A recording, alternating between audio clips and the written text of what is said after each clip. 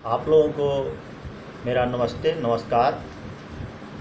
आज मैं आपको बिहार की राजनीति से जुड़ी हुई एक बात पर ध्यान दिलाना चाहता हूं। वो है शक्ति मलिक। शक्ति मलिक जो कि आरजेडी पार्टी के नेता थे, SC ST से थे, दलित हिंदू के तौर पर उनकी पहचान थी।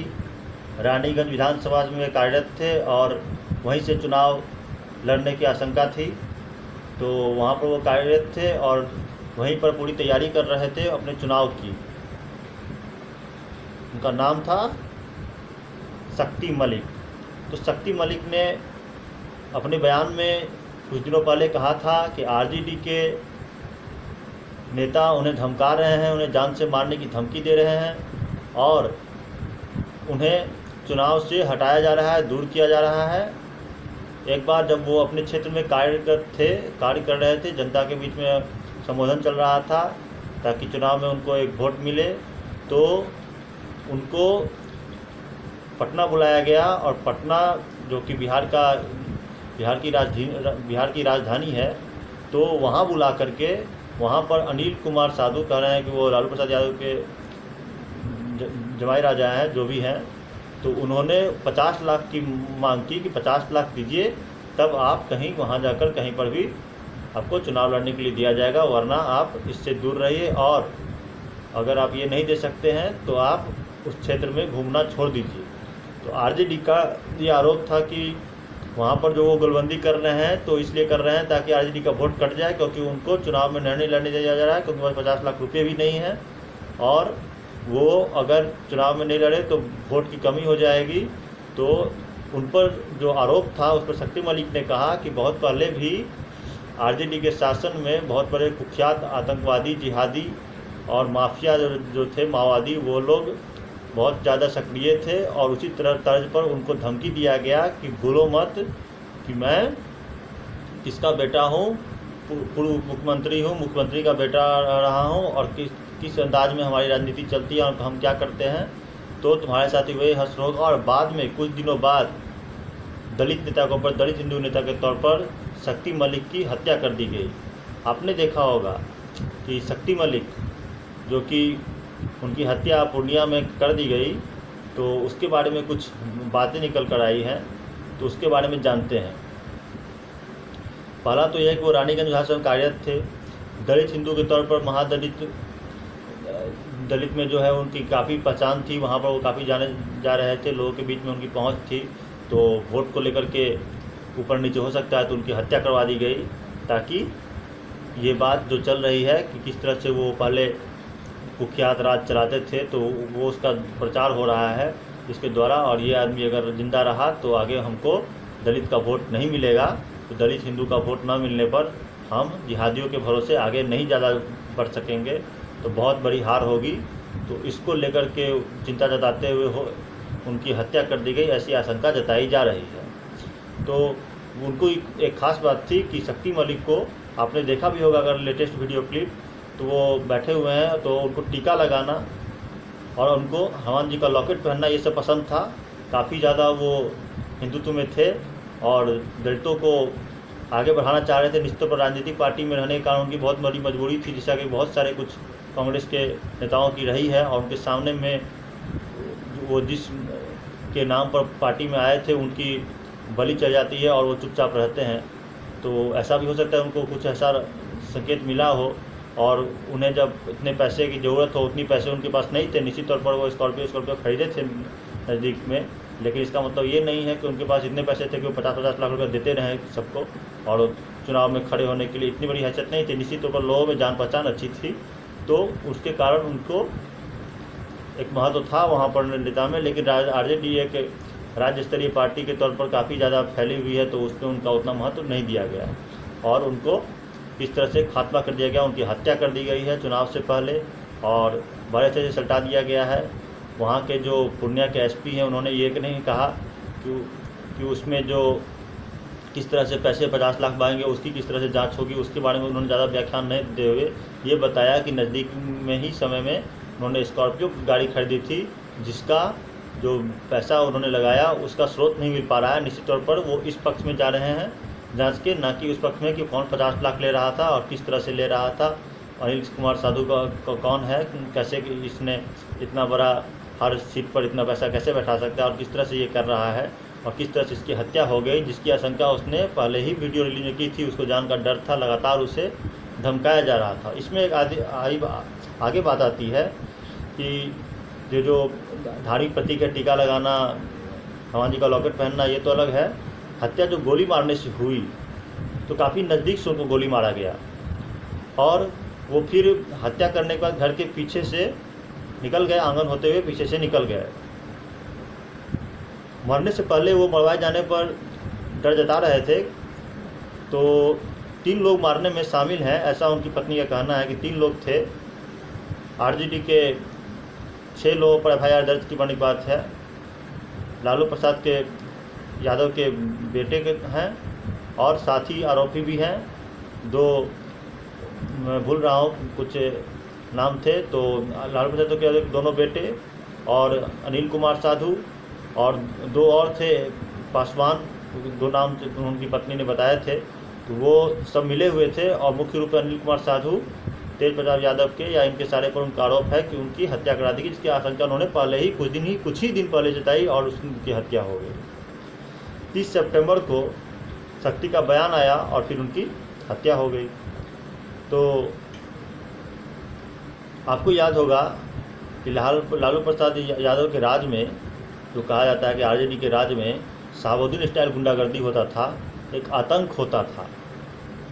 कोई क्रिमिनल सिस्टम नहीं होता था, माओवादी सिस्टम, माफिया राज, एक अलग ही तरह का सिस्टम बनाया चल रहा था, जैसा कि पाकिस्तान के कुछ प्रांतों में, सिंध में चल रहा था आज से 30 साल 35 साल पहले। वैसा माहौल बिहार में हो रखा था, तो काफ़ी ज़्यादा मुश्किल था। तो उनकी हत्या हो गई, जिसमें 50 लाख रुपए की रंगदारी थी। जिस टिकट पर चुनाव देने का मौका था कि 50 लाख रुपये रंगदारी दें तो चुनाव लड़ने का एक मौका है आपके पास। तेज प्रताप समेत आपको 6 पर जो FIR हुई है, तो संपत्ति की जांच शक्ति मलिक की जा रही है, ज़्यादा जोर दे करके, ना कि उसका कि वो 50 लाख किस तरह से वो मांग रहे हैं, कौन कौन से तरीके से कर रहे हैं, क्योंकि उन्होंने ऑनलाइन कॉल किया था। ये बात उन्होंने पहले बताई थी ताकि उनको डिटेक्ट न किया जा सके आसानी से, और उस कॉल के द्वारा उनको बुलाया गया था पटना में, 50 लाख रुपये की मांग की गई थी। उनकी पत्नी खुशबू मलिक ने भी अनिल कुमार साधु पर 50 लाख के साथ एक धमकी बात कबूली है। उनकी पत्नी ने कहा कि जब उनकी हत्या हो रही थी तो उस वक्त वो बाथरूम में सफाई कर रहे थे। तो बाथरूम की जब सफाई कर रहे थे तो बाहर से किसी ने बाथरूम को लगा दिया, जिसके बाद हत्यारों ने लगा दिया और तभी अपराधियों ने हत्या की और बाथरूम को बंद कर भागा वो, तो घर के पीछे से आंगन की ओर से बाहर निकल चला। सुरक्षा के लिए बॉडीगार्ड की मांग महीने 1.5 महीने कर दी गई थी, ये उनकी पत्नी का बयान है। शक्ति मलिक की पत्नी खुशबू मलिक का बयान है कि उनको बॉडीगार्ड की उन्होंने मांग की थी, जो कि उनको नहीं मिली। वहाँ से जो पुण्य के एसपी भी दे रहे हैं कि स्कॉर्पियो खरीदा गया है, तो उसके पैसे का स्रोत पता नहीं चल रहा है। वो एसपी ये नहीं बता पाए कि आखिर आपको जब इतने पहले उसने सुरक्षा की मांग की थी बॉडीगार्ड की, तो आपने पुलिसकर्मी या किसी प्रकार की कार्रवाई क्या दिखलाई, उसका अभी तक कोई नहीं है, कुछ भी कार्रवाई नहीं है। कार्रवाई के नाम पर पूरा शून्य ही रहा और अंत में उनकी हत्या हो गई। उनको बॉडीगार्ड नहीं दिया गया, ना उसकी कोई जांच की गई, ना उस बात को लेकर आगे बढ़ा गया। तो जिला पुलिस पर आप सवाल उठा सकते हैं, लेकिन जांच की प्रक्रिया जारी है। तो इसके आगे क्या होता है, जो ऑनलाइन कॉल हुआ, धमकाया गया, सब कुछ हुआ, सुबह सुबह उनकी हत्या हो गई और उनको ये बात अपने आप में था कि हो सकता है कि मैं अगर निर्दलीय जनूँ तो जीत सकता हूँ। तो इस बात का आशंका आपको आरजेडी पार्टी में भी काफ़ी था कि वो अगर निर्दलीय जीतते हैं तो और भी ज़्यादा एक अलग इमेज होगा, और अगर वो हार भी जाते हैं तो एक इतनी वोट से वो जीत जाएंगे। होता है ना कि जनता में जीत हो गई कि इतने वोट उन्होंने काट दिए कि वो हार जाएंगे और कोई और जीत जाएगा, ये हो सकता है। और दूसरा कि उनके कारण पूरे राज्य में जो दलित का वोट है वो उनको कट जाएगा, क्योंकि उनके साथ जो जिस तरह का व्यवहार किया जा रहा है, उनको पहले उठाया फिर उठाकर गिराया कि पहले मैं तुम्हें आओ पटना 50 लाख दो और तब बोलो, तो ये कोई इस तरह का जो उत्थान था उससे अच्छा पतन ही है। तो किस तरह का पतन हुआ आप देख ले रहे हैं। इसमें क्या हुआ कि अभी जो है FIR दर्ज है और अनिल कुमार साधु और उनके साथी जो है बाकी जिन जो 2 नाम थे पासवान, वो सभी फरार हैं। तो इस तरह की जो वाक़या हुआ है, इस तरह की घटना जो हुई है, इसमें आपको बताया जा रहा था कि लालू यादव के दामाद हैं वो, अब किस तरह से हैं नहीं हैं क्या है वो तो आगे की चीज़ है, कोई भी हो, लेकिन क्रिमिनल तो क्रिमिनल है, क्राइम करने वाले के ऊपर कार्रवाई होनी चाहिए। और उनके पार्टी के नेता भी हैं। तो अनिल कुमार साधु पर जो है नेता, सबसे अपनी ही पार्टी में रंगदारी वाला एक छवि जो है, अपनी ही पार्टी में जिसको भी नेता बन के अगर रहना है तो पहले हमें एक रंगदारी दो, तब पार्टी में रहो और जो करना है करो, वरना तुम्हारे पास अगर रंगदारी हमारे पास देने के लिए नहीं है तो बाहर में क्या होगा। इसका इंटरनल माहौल है कि रंगदारी दो तभी रहना है, वो एक्सटर्नली जब सरकार में आए तो किस प्रकार का व्यवहार करेगी, या आप उसके पहले के शासन को आप अगर देखें तो आप समझ सकते हैं। एक घटना के बारे में इसमें मिला मुझे एक जानकारी कि बिहार में एक घटना हुई थी मुजफ्फरपुर में, गोलू कांड, बहुत ज़्यादा फेमस था।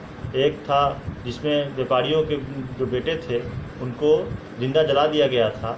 तो ऐसे बड़ी बड़ी घटनाएं होती थी, दिन दहाड़े होती थी, एकदम बिल्कुल सिस्टमेटिक तरीके से लगता था जैसे कि गवर्नमेंट सेटअप के साथ चल रहा हो। इस तरह का जो जंगल राज कह रहे हैं लोग, जंगल राज कहिए, जिहाद राज कहिए, आतंकवाद कहिए, उस तरह का जो माहौल था।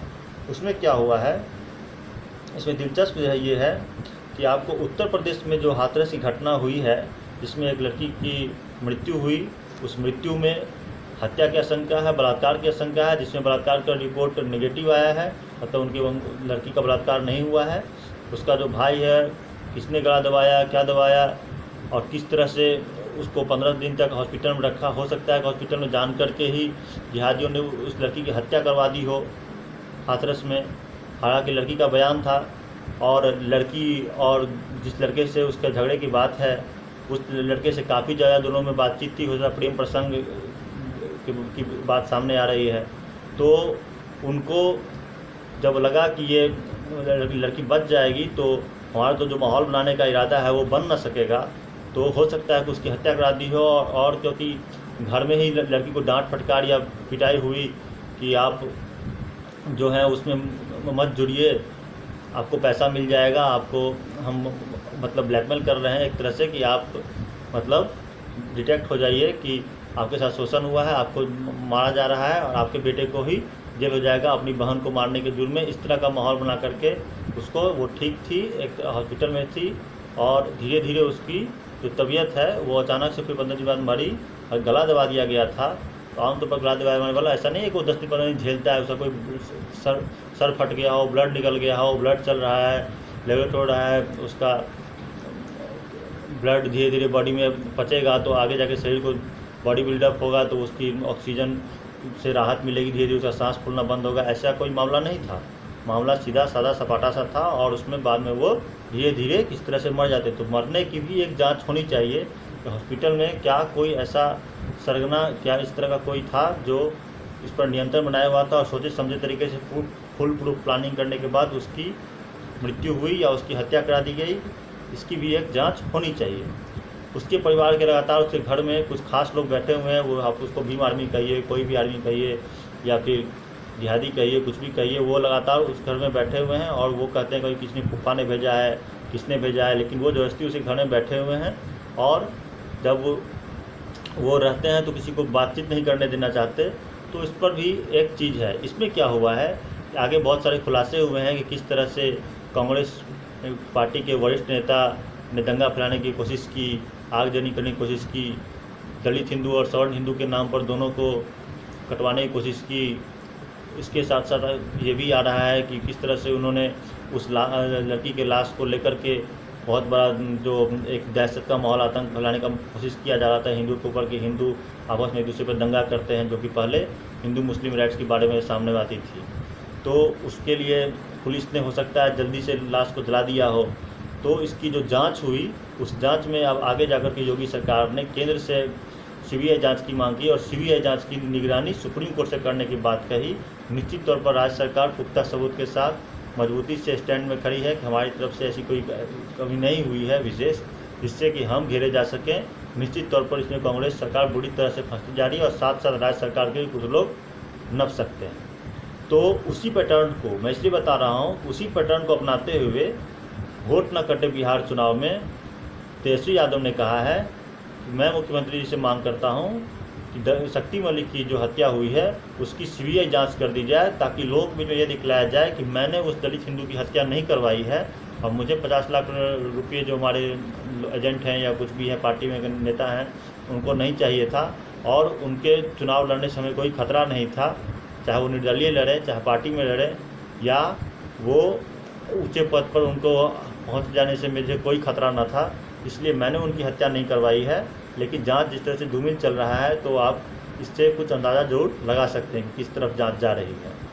तो राजनीतिक जो है दल बदल या फिर राजनीति में जीतने के बाद जो पार्टी बदल जाती है उसका एक विषय हो सकता है, लेकिन तत्काल तौर पर उसकी हत्या करा दी गई और उन्होंने ख़ास तौर पर अंकित करके बताया था कि यही लोग मेरी हत्या कराना चाहते हैं और 50 लाख के लिए। तो मैं इसलिए बता रहा हूँ कि सीबीआई जांच के लिए योगी ने जो किया उसको यूज़ करके निगेटिव में उसी चीज़ को यूज़ कर दिया तेजस्वी यादव ने कि मैं भी सीबीआई जांच की मांग कर रहा हूँ कि आप शक्ति मलिक के हत्यारे की जांच कर दिए जाए, ताकि चुनाव तक में जब तक होगा देखा जाएगा, जांच चलती रहेगी, चुनाव होगा, कम से कम वोट मिल जाए, कुछ सीट तो जीत जाए, क्योंकि जेडीयू और बीजेपी गठबंधन में काफ़ी ज़्यादा उनको चांसेस हैं कि बहुत ज़्यादा सीटें वो जीतेंगे। लेकिन जीते जितना जीतें, जितनी सीट से जीतें, जैसा भी माहौल हो, लेकिन वोट ना कटे, शक्ति मलिक हत्या से शक्ति मलिक की हत्या को पूरी तरह से भुला दिया जाए, इसके लिए पूरी व्यवस्था उन्होंने कर ली और सीबीआई जांच की मांग कर दी है। मुझे उम्मीद है कि वो छूट गया, उन्हें करना चाहिए सुप्रीम कोर्ट के निगरानी में होनी चाहिए, ताकि और उनको और वोट मिले दलित का, और दलित हिंदू और बोले कि नहीं कोई बात नहीं, हत्या कराई तो क्या हुआ, ये आदमी हत्यारा नहीं हो सकता, क्योंकि वो 50 लाख बोलेंगे, मुझे अगर पैसा ही चाहिए तो मैं 50 लाख या इससे ज़्यादा भी चाहूँगा। लेकिन किस तरह से हर एक कैंडिडेट के नाम पर या दलित हिंदू को किस तरह से मार दिया जाता है, जबकि वो दलित हिंदू अपने इलाके में थोड़ी एक अच्छी पहचान, एक अच्छी पहुँच बनी थी। तो ऊँचे लेवल पर ना चला जाए, ऊँचे लेवल पर जाना खतरनाक होता है। पप्पू यादव को आप जानते होंगे, उनको भी किस तरह से राजनीतिक पार्टी से बाहर कर दिया गया और उन्हें अपनी एक राजनीतिक पार्टी बनाकर कुछ सीटें जीतते हैं और हर हमेशा अपने उसी विशेष क्षेत्र से चुनाव लड़ते हैं, लेकिन उनको आरजेडी में वो कद न मिला और तेजस्वी को मिला, तेज प्रताप को मिला, उनको उस लेवल का, उससे ऊपर का कद तो छोड़िए, उस लेवल का छोड़िए, उससे थोड़ा नीचे का भी नहीं, उनको ऐसा मिला जैसे कि ऐसे ही कोई एक कैंडिडेट है और आप लड़िए और जीतिए। तो इससे अच्छा उन्होंने अलग पार्टी बना करके अपना एक लड़ेंगे, जीतेंगे, आराम से रहेंगे, किसी की चापलूसी चमचागिरी इतनी ज़्यादा तो नहीं करनी पड़ेगी। तो इसके कारण वो भी अलग है और शक्ति मलिक की तो हत्या ही कर दी गई है। तो निश्चित तौर पर इसकी जांच बेहतर होनी चाहिए और इसके लिए संपूर्ण हिंदुओं को आवाज़ उठानी चाहिए, बिना दलित हिंदू, सवर्ण हिंदू, कुछ दाएँ बाएँ, कुछ भी किसी भी प्रांत, राज्य, जिला को सोचे बिना सोचना चाहिए किस तरह से एक दलित हिंदू की हत्या करा दी जाती है जब वो एक बुलंदी से सत्य शब्दों को आपके सामने में रखता है। तो आप जिन्हें जाना कि शक्ति मलिक की हत्या हुई है, पूर्णिया में उनकी हत्या हुई। शक्ति मलिक दलित नेता थे, बहुत ज़्यादा उनको एक हैबिचुअल था कि वो टीका लगाते थे, काला टीका लगाया, हनुमान जी का लॉकेट पहना, लोगों के बीच में एक जो होता है कि व्यवहार अपना एक मजबूती पकड़ की, और निश्चित तौर पर लोग नेता एक दबंग के तौर पर जाने जाते हैं जो लोगों का काम करा सके। जनता भी सोचती है कि हाँ, इनसे काम कराया जा सकता है, ये आदमी मजबूती से खड़ा हो सकता है मेरी बातों को लेकर। तो जो पहचान बनी थी वो पहचान धरी की धरी रह गई। अब परिवार वाले छाती पीटते रहे, बच्चे छाती पीटते रहे, आंगन में कीचड़ लगा हुआ है, घर में पानी बरस रहा है और बस हत्या हो गई। और उनकी जो स्कॉर्पियो खरीदी गई है अब उसके पैसा की जांच हो रही है। इस बात की जांच ज़्यादा नहीं हो रही है कि 50 लाख कौन मांग रहा था। हाँ, 5-10 लाख का स्कॉर्पियो है, उसके लिए तो जरूर जांच होनी चाहिए और बड़ी गंभीर जांच हो रही है। आप अगर न्यूज़ को देखें तो पता ही चल जाएगा वो कितनी गंभीरता है इसमें। तो यही एक खास बात है बिहार चुनाव में। तो इसको लेकर के तेजस्वी यादव काफ़ी डरे हुए हैं और निश्चित तौर पर इसीलिए उन्होंने सीबीआई जांच की ओर लोगों को आकर्षित किया है कि मैं सीबीआई जांच की मांग करता हूं ताकि हत्यारों की सज़ा हो जाए और मुझे लोग ये समझें कि मैं हत्या में शामिल नहीं हूं। जबकि इन्हीं 6 लोगों पर एफआईआर दर्ज है और पुख्ता तौर पर मरने से पहले जो बयान है उसको कोर्ट भी एक मान्यता देती है। तो उन्होंने कहा था कि इन लोगों से मुझे हत्या करवाने की शंका है, ये लोग मेरी हत्या करवा सकते हैं। देखिए, अब तो मर चुके हैं, एक दलित हिंदू नेता मर चुका है और चुनाव आगे की ओर बढ़ चुका है और पहला चरण चुनाव में आएगा तो जरूर कुछ खास बातें निकल कर आएंगी। लेकिन कितना प्रभावशाली होता है। शक्ति मलिक के मरने पर दलित हिंदू कितना ज़्यादा अपने चिंता कर पाते हैं एक हिंदू के तौर पर।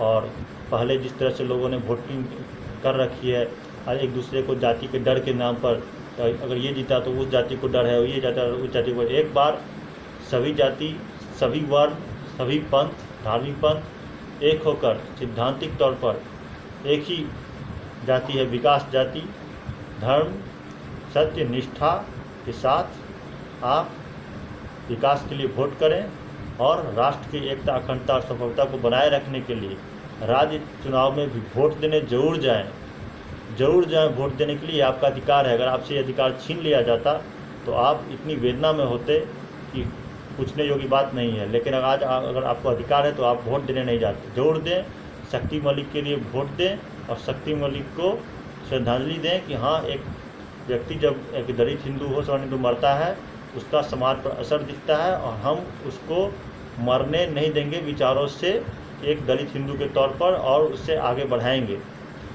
यही बात थी। हत्या हुई है, हत्या निर्मम हुई है, घर पर हुई है। बड़े ही सोच समझे तरीके से घर में जाकर के उनकी हत्या हुई है। उनको पता था, वो पहले से आते जाते रहे होंगे कि किधर बाथरूम है, किधर आंगन है, घर के पीछे क्या है, किधर से निकलना है। तो निश्चित तौर पर हत्यारे पहले भी उनसे मिलते जुलते थे, वो उस घर को जानते थे और अच्छी तरह से जानने का उनकी हत्या कर दी गई है। और इसकी जांच किस तरह से करती है पूर्णिया की पुलिस, ये आगे आप देखिए। पूर्णिया बिहार का एक ज़िला है, इस बारे में आप अपना ध्यान रखिएगा। ऐसा ना हो कि आप भूल जाएं। बिहार चुनाव राष्ट्र का ही एक हिस्सा है, ठीक है। आप विकास पर वोट देते हैं, लेकिन जिहादी माओवादी कभी विकास पर वोट नहीं देते। वो इस पर वोट देते हैं कि कितने धार्मिक पंथ के लोग दब चुके हैं। उन्हें जब किसी दूसरे राष्ट्र में भी विकास पर वोट नहीं दिए तो क्या लगता है आपको कि बिहार और राजस्थान के चुनाव में वो विकास पर वोट देंगे? इस पर आप अपना कमेंट जरूर दीजिएगा। नमस्कार, धन्यवाद। मूड बने तो लाइक शेयर कर सकते हैं आप।